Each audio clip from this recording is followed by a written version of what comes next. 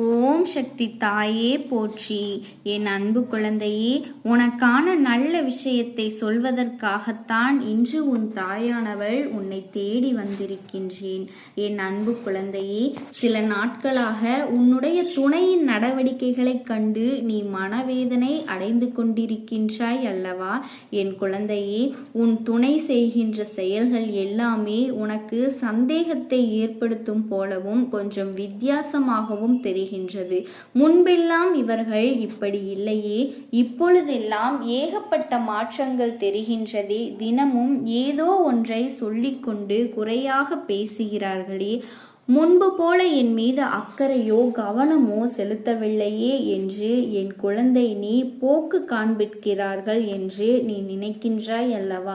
நம்மிடத்தில் பேசுவது குறைந்துவிட்டது, மனம் விட்டு எந்த ஒரு விஷயத்தையும் சொல்வதில்லை, நான் தவறு ஏதும் செய்துவிட்டேனோ, மனதில் என்ன இருக்கின்றது என்பதும் நாம் தனியாக இருப்பது போல் அல்லவா இங்கே இருக்கிறோம் என்றும் ஒரு குற்ற உணர்வும் குழப்ப நிலையும் என்னுடைய குழந்தையின் மனதில் இருப்பது உன் தாயானவள் எனக்கு தெரிகின்றது.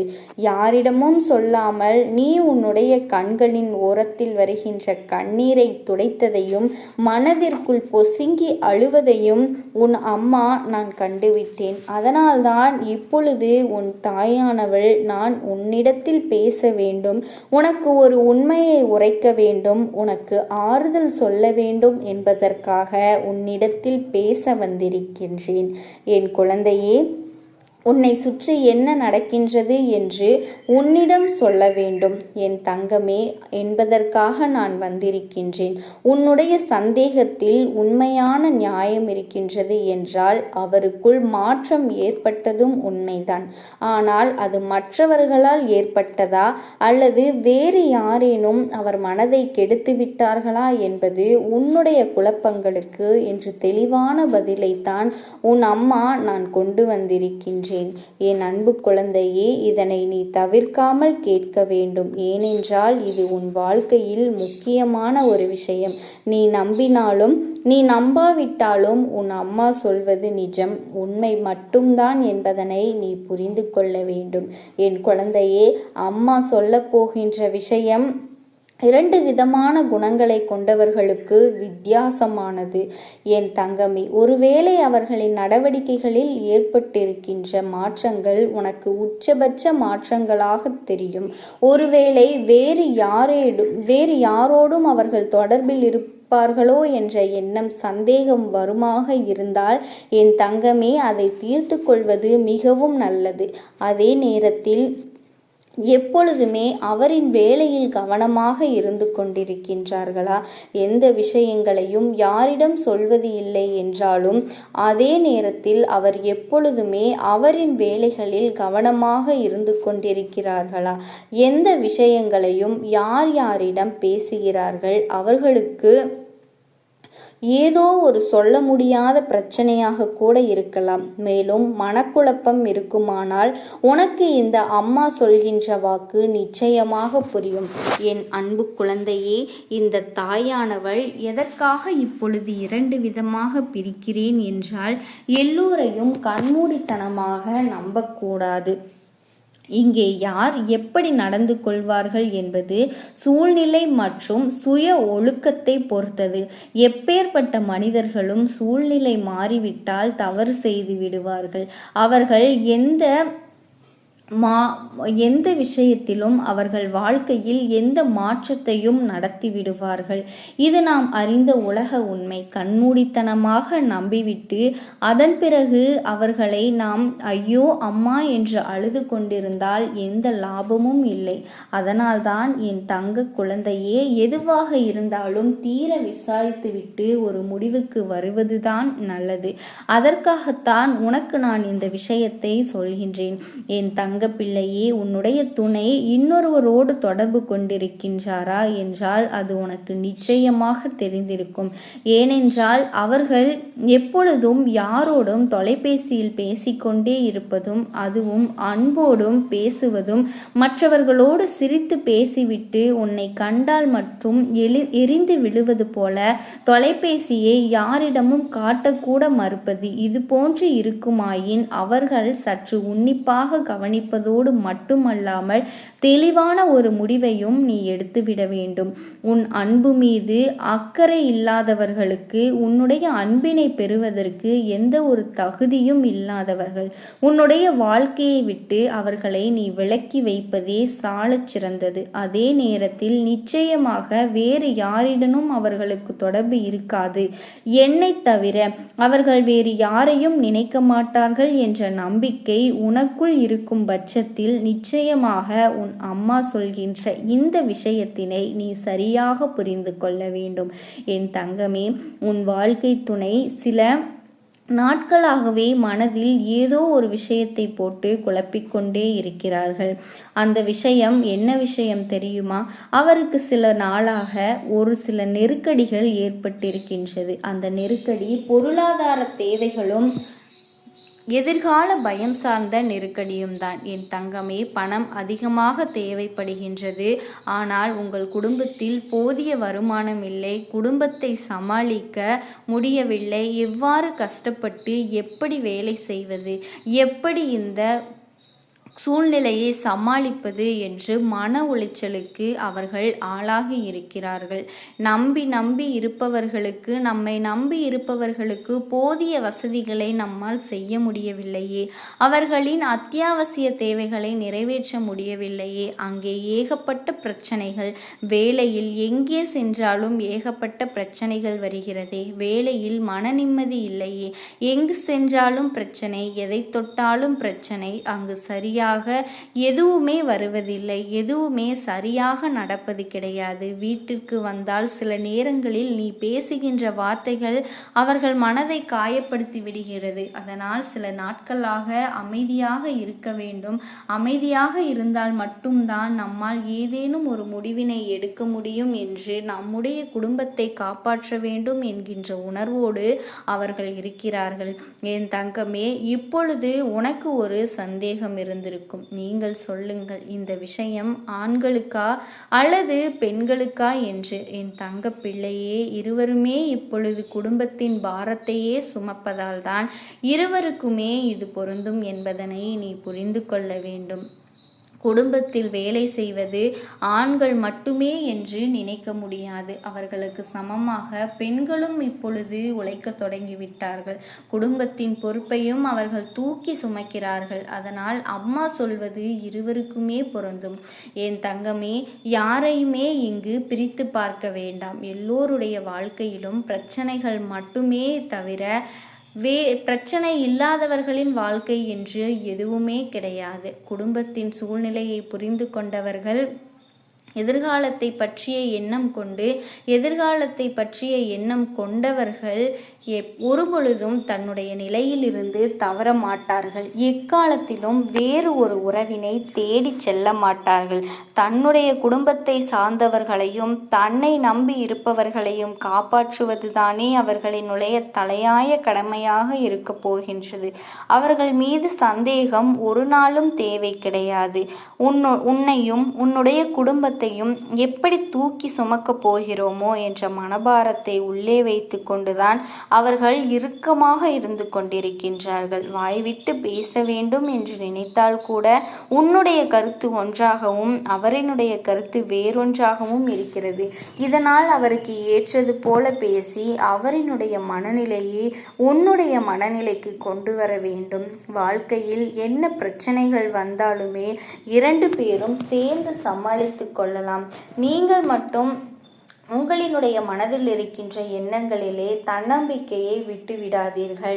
சூழ்நிலை எதுவாக இருந்தாலும், பிரச்சனை எதுவாக இருந்தாலுமே நான் சுமூகமாக பேசி அதற்கான தீர்வினை இருவரும் சேர்ந்து முடிவெடுக்கலாம் என்று அவர்களிடம் ஆறுதலான வார்த்தைகளை அமைதியாக உட்கார்ந்து பேச வேண்டும். இங்கே நீ சொல்வதுதான் சரி, நான் சொல்வதுதான் சரி என்ற பேச்சிற்கு இடமே கிடையாது. இடமே கொடுக்காமல் இருவரும் இருவரும் சேர்ந்து ஒன்றாக செயல்பட வேண்டும். உன்னுடைய கனிவான வார்த்தைகள் ஒருவேளை தவறாக செல்ல நினைத்தாலுமே அவர்களை நல்ல வழிக்கு உன்னுடைய அன்பு அழைத்து செல்லும் என்பதனை நீ மறந்து விடாதே.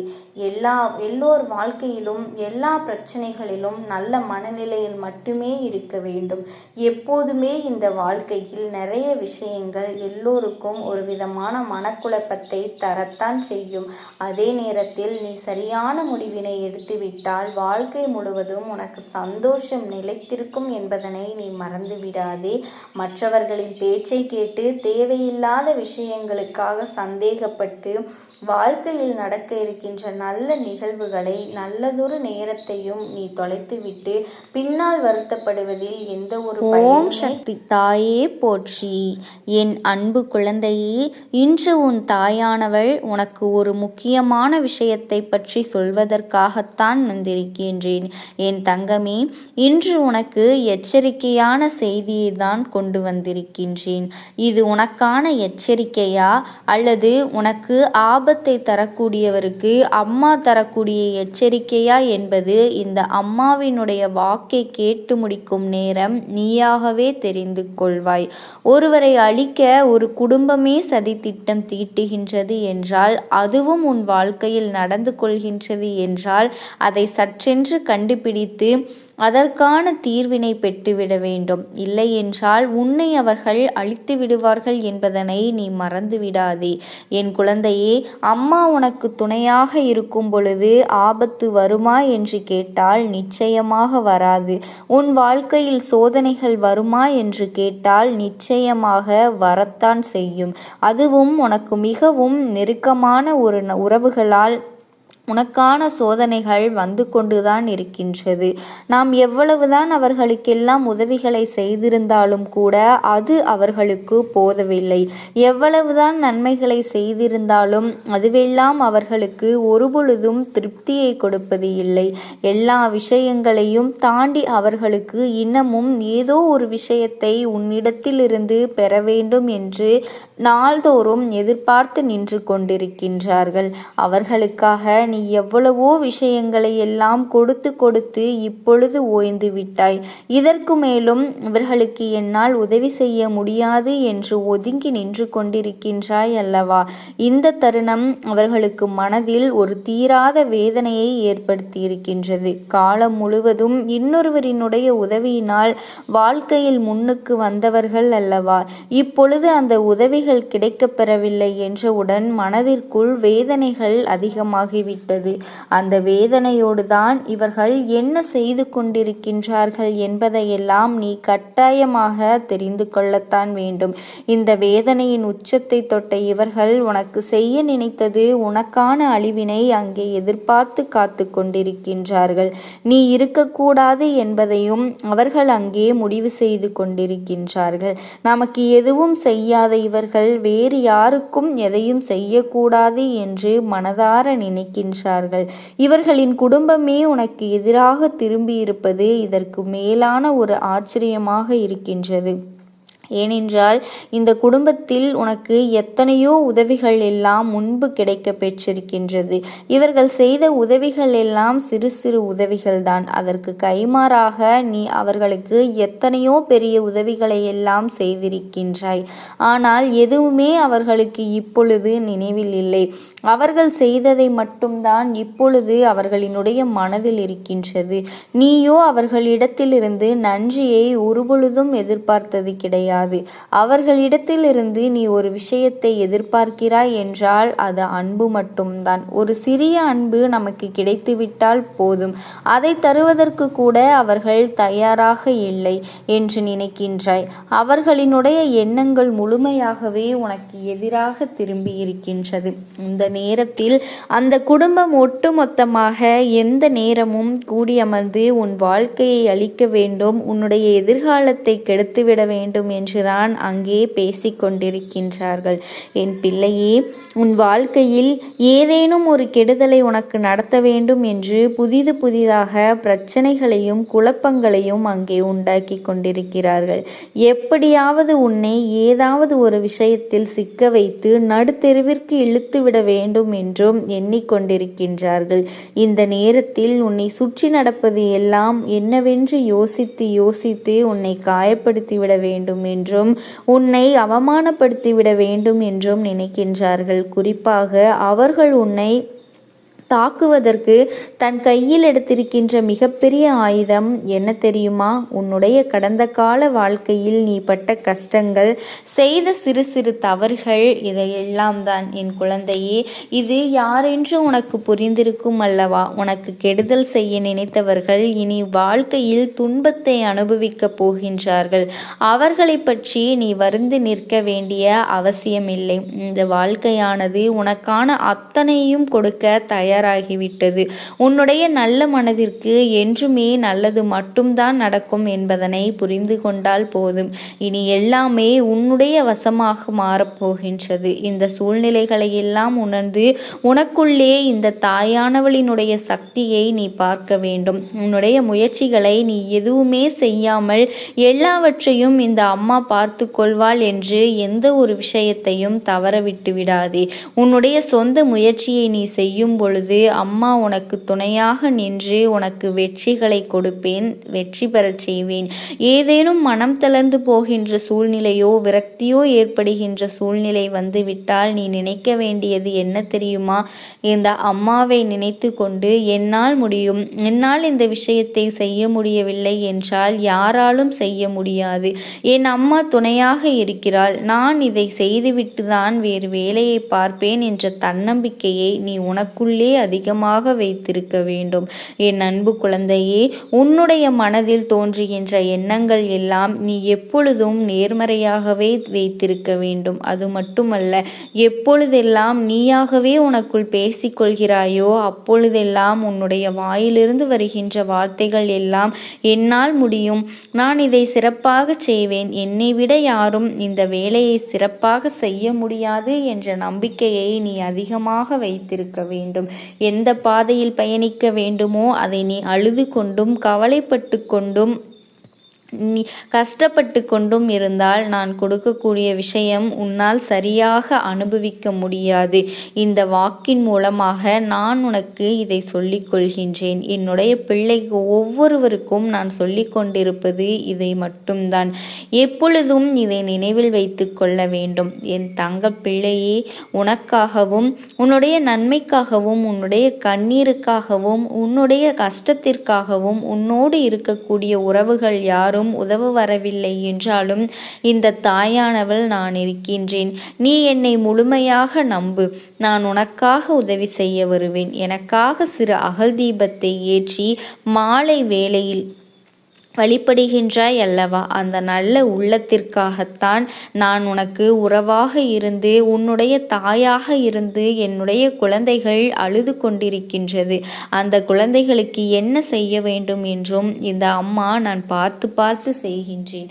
நான் உனக்காக வருகிறேன் என்று சொல்லி வராமல் மட்டும் இருந்துவிட மாட்டேன் என் தங்கமே. நான் வருகிறேன் என்று சொன்னால் நிச்சயமாக கண்டிப்பாக உனக்காக வருவேன். உன்னுடைய வாழ்க்கையில் உன்னுடைய வேண்டுதல்கள் எல்லாவற்றையும் ஒவ்வொன்றாக முடித்து கொடுப்பேன் என்பதனை நீ நம்ப வேண்டும். அம்மா சொன்னவை எல்லாவற்றையும் நினைவில் வைத்து கொண்டு நான் சொல்லியபடியே நீ செய்ய வேண்டும். அப்படி நீ கடைபிடிக்க வேண்டும். கட்டாயமாக கடைபிடித்தால் உனக்கானதை எல்லாம் உன் இல்லத்திலே தேடி வரும் என்பதில் எந்த ஒரு மாற்று கருத்தும் கிடையாது. இந்த அம்மா உன்னுடைய உள்ளத்தையும் உன்னுடைய இல்லத்தையும் சந்தோஷப்படுத்தி பார்ப்பேன்.